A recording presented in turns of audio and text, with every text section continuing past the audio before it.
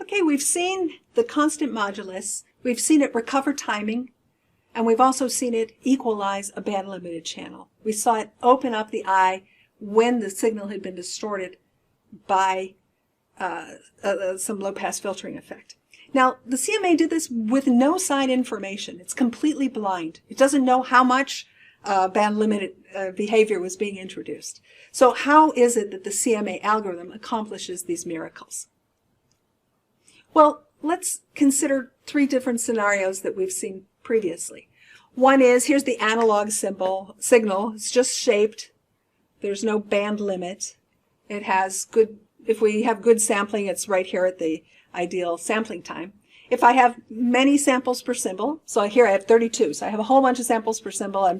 I'm sampling it many times at each symbol time.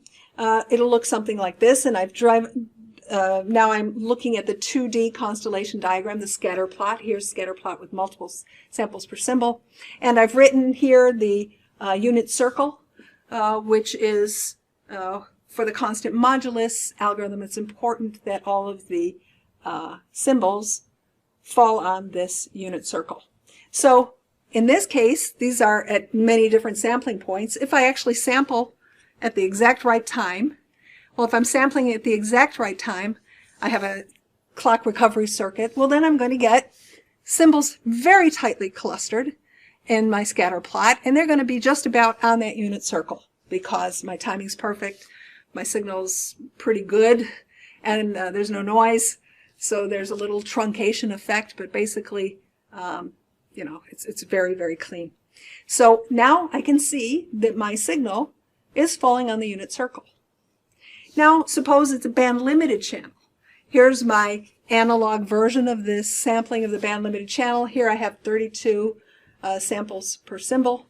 And if I do my timing recovery at the right moment, then I can see that because of the band-limited nature, I've got some distortion introduced, and the distortion is causing a cluster, a fairly large cluster now, around the true transmitted symbols, but it's still staying somewhat around this unit circle, but not right on the unit circle. Now let's consider a third case where a lot of noise is present.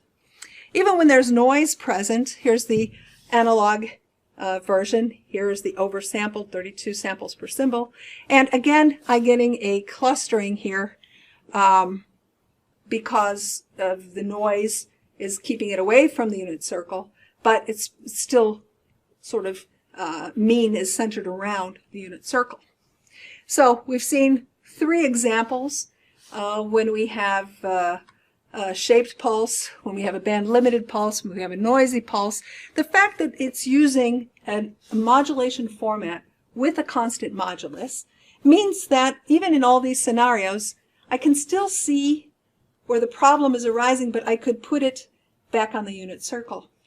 So what this means is my objective function, the thing that my adaptive algorithm is trying to minimize, is the distance between the output of the CMA and the unit circle.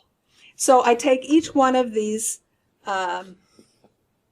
sequences, the captured signal, these samples, and I put it through, I actually take the oversampled one, this would be the one, but I'm going to use 2 samples per symbol. I'm going to take these inputs of the 2 samples per symbol, I'm going to put it through the CMA filter, and I'm going to take the output, and I'm going to measure the distance between the output of the filter and the unit circle. And I'm going to try and force the modulus of the output of that filter to fall on the unit circle. And when I do that, I'm going to eliminate distortion. I'm going to recover timing. So let's look at what's happening in terms of the adaptation of the tap weights. So after maybe the first 1,000 updates of my tap, I might still have a lot of distance from the unit circle. By 5,000, I have greatly reduced this cluster. And if I go to the, really when my adaptation is excellent, I have learned the channel. My taps are now at the optimum tap weights they can be, and for the rest of the time, I'm going to get some very nice tightly one. Even though it was band limited channel, I had distortion, the equalizer is able to deal with this.